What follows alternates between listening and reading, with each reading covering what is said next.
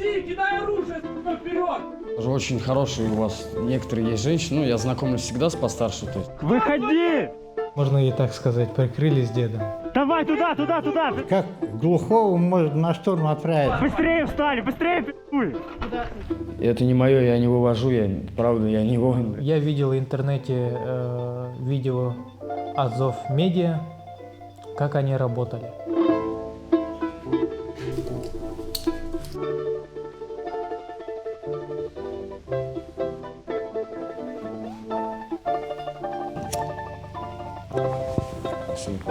А кто ты по национальности? Ненец.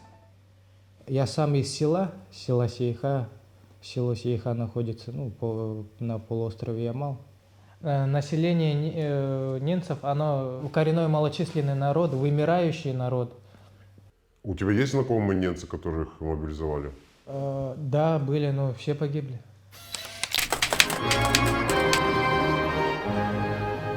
Я сам себя не слышу. Живу в своем мире глухих. Я оглох 8 октября. Что-то очень большое сильно пролетело и взорвалось. У меня уши потекли, а мой напарник погиб. По врачам я ходил. Мне написали, что у меня обе перепонки лопнули. Посадили на БМП. Я сказал, глухой. Как глухого можно на штурм отправить? Я им говорю, не слышно ничего. Мне объяснять ничего не стали. Иди, селом запихали и все.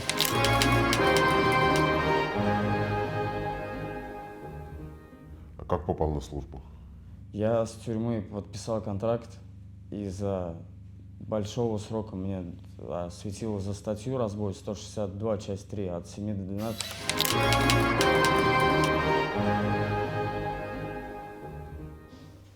План был заехать в Щербиновку, немного штурмануть и закрепиться там же.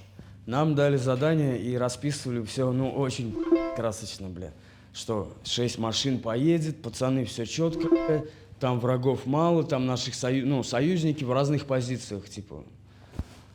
Поедете на 6 машинах в количестве, примерно 40 человек. В общем, этот план был какой-то сверхъестественный. Это надо быть безумцем, чтобы это закончится неудачей просто. Одна машина подорвалась, другой, то есть начали выходить из строя. Я ехал в машине 5-й. Наша бэха подорвалась на 2 ТМ-ках, минометный обстрел. И весь этот радиус закидывали. Было трудно. А кто говорил, что будет легко? Смотрю, воздух, весь в птицах. 2 баба-яги вижу, уже летят. Нас БМП подбили, мы вышли из БМП, забежали в дом. Там сидели до часу ночи. Ночью этот там пристрой, где мы сидели, взорвался. У меня слетела каска, потолок рухнул и придавил ребят, которые со мной были. Они все 200-е, 5 человек. Я один к обеду из-под завалов вылез. Зашел в подвал. В подвале переночевал. Слева, считай, был сброс, и мне прилетела, вот такая, то есть такая дыра у меня в ляжке. 4 минуты проходит, сумерки, нас птичка провела метров 100 в подвал. Мы там встретили глухого старика, позывной матрос, вот он тоже с нами в плену сейчас. Он даже не понял, что мы зашли в подвал.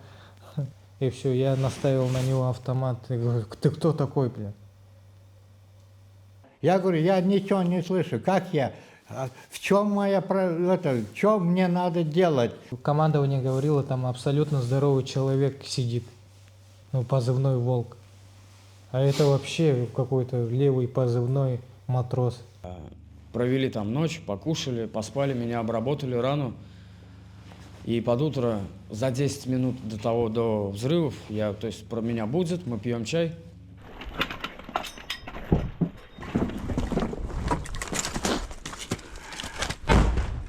И тут граната выбила дверь. Я каким-то образом взял автомат.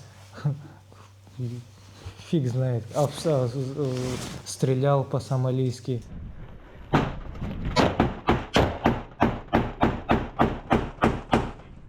Даже сам не осознавал, нафига я это делаю, ведь все равно как с подвала, все в пыли.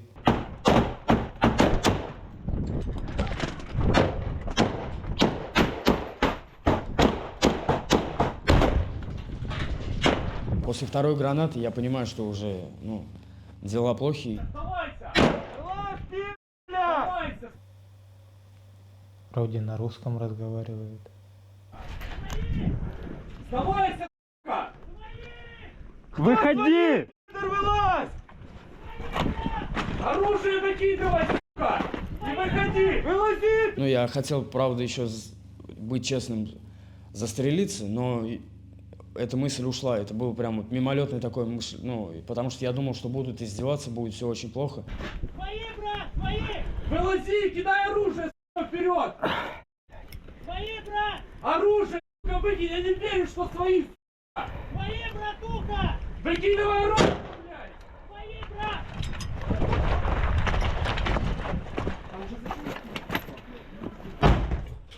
И все, тут я уже почувствовал в ноге боль, кровь. Вот от гранаты осколки. Если мы сейчас не выйдем, то закинут еще что-то посерьезнее. Тут тогда мы все, не увидим больше света. Выкидывай оружие, выходи по одному! Выкидывай автомат! Давай вылезай, блядь! Слово офицера даю, что не убью! Выкидывай оружие, и ты будешь жить! Кто-то крикнул, что слово офицера, с вами все хорошо будет. Все, и вот это как-то нас взбодрило выйти. Я тебе слово офицера дал! Давай выкидывай автомат!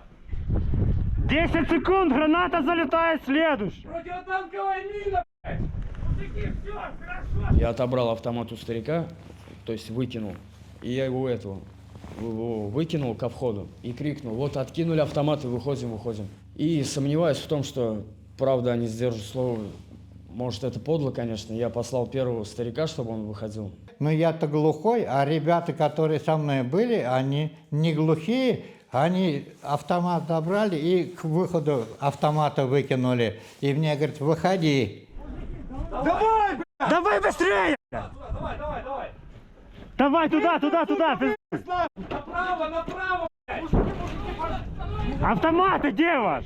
Произошло так, что мы его вперед толкнули. Ну, страх, ну, дед, ну, это вообще. Прикрылись дедом. Да, прикрылись, можно и так сказать, прикрылись дедом. И у меня в руках была граната. Чека не вырвана еще. Я гранату выкинул вообще. И все, и давай выходить. Стойте, пожалуйста! Я Быстрее! Быстрее туда, сука! Давай, блядь! Быстрее! Быстрее, сука, туда! Простите, пожалуйста! Сколько в подвале еще? Даже чуть-чуть уже в тот момент прослезился, кричу: типа, ну, я молодой, мы выходим, не убивайте, пожалуйста. А с другой стороны, слово дали. В голове осознаешь, слово дали ж пацаны. Встали, нахуй! Где ваше оружие? Там уже скинули вам! Быстрее встали, быстрее, пиздуй! Куда ты? Мужики! Пиздуем туда, быстро! Взрыв!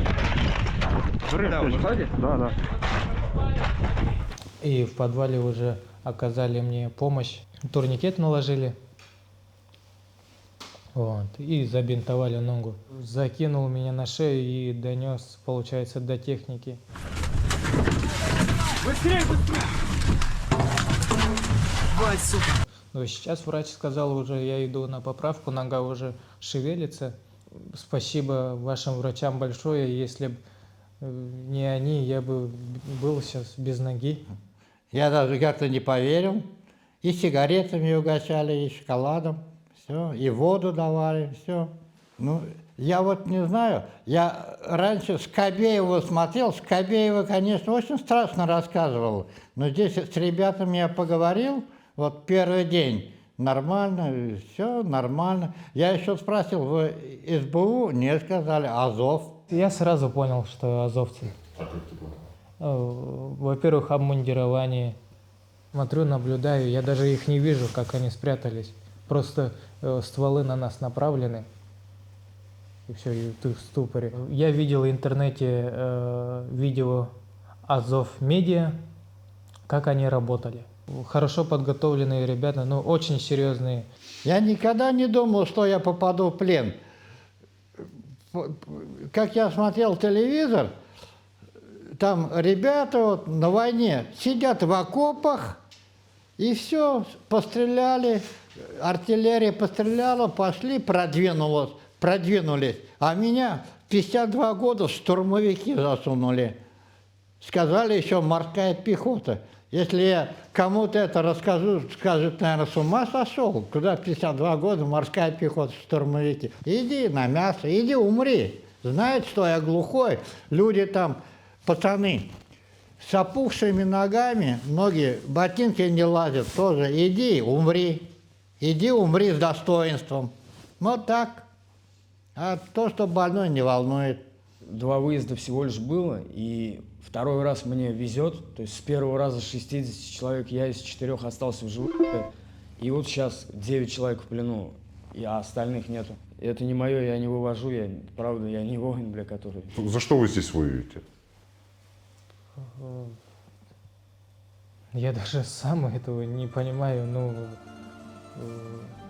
как на объявлении, где вот Родина зовет, подпиши контракт. Так ты же в другую страну поехал. Да, поехал в другую страну. Так Родина здесь при чем?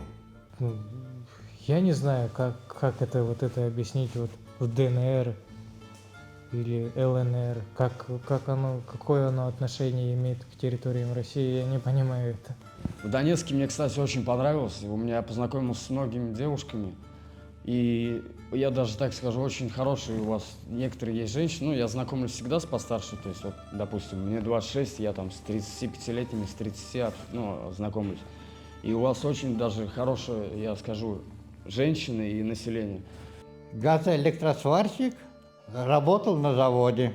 Обещали рембат послать, а послали сюда. На поле боя ни одного украинца солдата не видел, кроме дронов ничего. Только когда в плен сдался. Только дроны. А их стаями. Ребята, не ходите. Это война дронов. Не ходите воевать. Это страшно.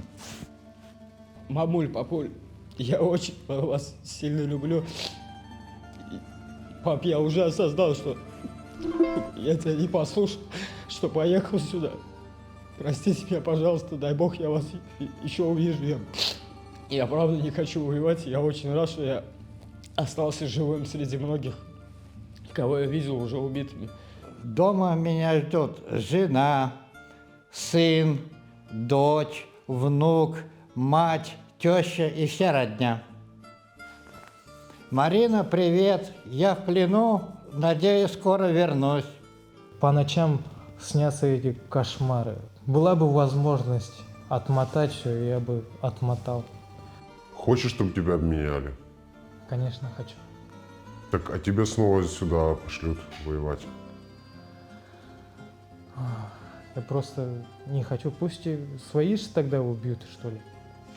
Ну, обращаюсь ко всем международным организациям как-то подсодействовать моему обмену и в дальнейшем выйти из вооруженных сил Российской Федерации, так как я ненец, малочисленный народ.